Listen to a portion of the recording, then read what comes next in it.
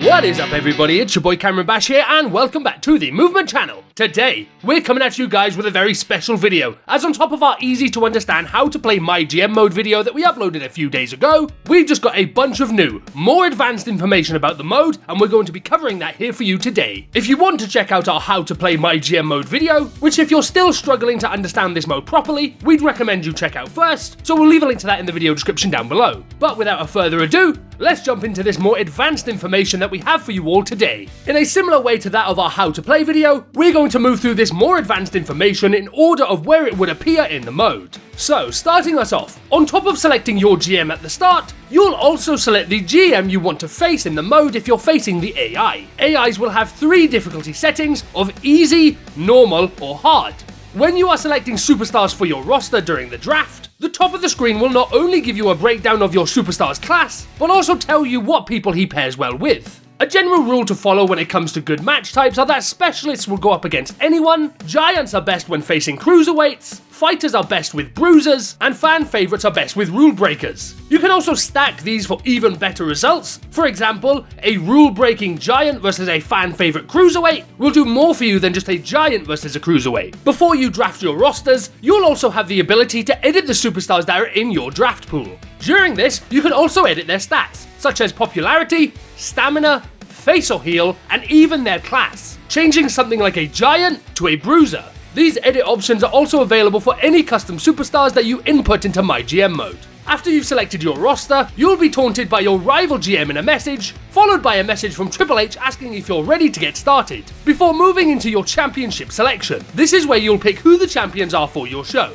By the looks of things, each show will only have 2 championships, rather than including things like mid-card titles and tag team titles. The 2 championships are your main title and a women's title, which for SmackDown is the Universal Championship and the SmackDown Women's Championship, which adds 10 plus popularity to whoever you put the title on. After the champions have been selected, you'll then book your card, which, yes, is only 5 segments long, with there being an opener match, a promo, a mid-card match, another promo, and then the main event. Now I know a lot of people aren't too happy with how small the cards are for MyGM Mode, but it seems to be done in an effort to make the mode more manageable in a competitive setting. So we're not too bothered by this, and we're thinking that most people will probably be okay with this when they get their hands on the game. Booking matches allows you to select either a 1v1 or a tag team match between men or women, the match type of the match, which is free if it's a normal match, but costs money if it's a special match type, whether or not you want to put the title on the line for the match, as well as selecting whether or not you want someone to interfere in the match. Selecting interference allows you to specifically select which superstar you want to interfere with, as well as who they'll attack.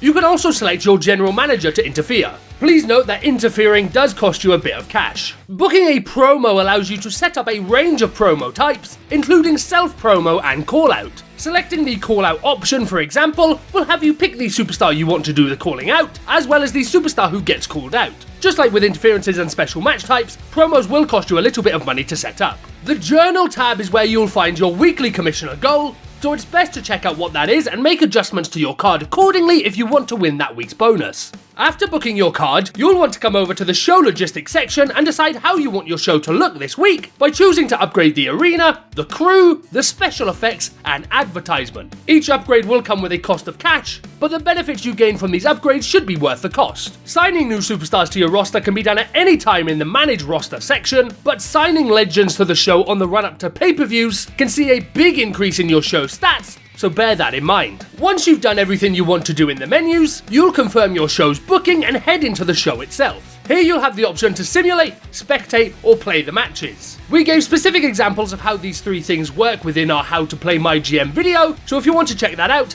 again, the link to that is in the description down below. The devs did mention, however, that there won't be any extreme differences to your ratings whether you play or simulate the matches, because the ratings will be determined mostly on the types of superstars and match type you selected for the match. Something to note here is that promos don't seem to have the option to view them, and that is something that will only be able to be simulated for you automatically in the menus. As superstars interact with each other on your show, they'll start to build a rivalry. The more these superstars interact with each other, the stronger that rivalry will become, and the stronger rivalries you have on the show will better satisfy your audience. Once you finish with your show, you'll then see your rival show get simulated as well. This will then present you with a ratings breakdown, showing you how both shows performed alongside each other. This screen will often offer feedback as well, telling you what you did well and what you might want to do next time to get a better rating. After you've gotten your side-by-side breakdown, you'll then see a breakdown of your viewership and revenue, letting you know how much you gained or lost for that week. Something that we also covered in our how-to video was that on the right-hand side of the screen, you have a show notes / social media tab where fans and superstars will give you feedback on your show, which is worth paying attention to, as they'll provide tips for things that they want to see on your next show. You'll also be provided with the same type of breakdown for your rival show. Finally, on the very next screen, you're presented with the ranking screen, which tells you who's currently winning the mode, as well as how many fans and cash each brand has. And with that, guys, that is all the advanced information that we have about MyGM Mode. We'd like to thank our friend and fellow content creator, Smack Talks, as some of the footage that you saw throughout today's video was from his 15 minutes of MyGM coverage, so if you want to see his video as well, we'll leave a link to that in the video description down below for you. But anyway, that's going to do it for the video. How are you guys feeling about these extra MyGM details? Does it make you any more excited to play the mode on release? Be sure to leave your thoughts in the comment section down below, and while you're down there, don't forget to leave a like on the video and subscribe for more WWE 2K22 content. Thanks very much for watching this video, guys, and we'll see you soon for another one.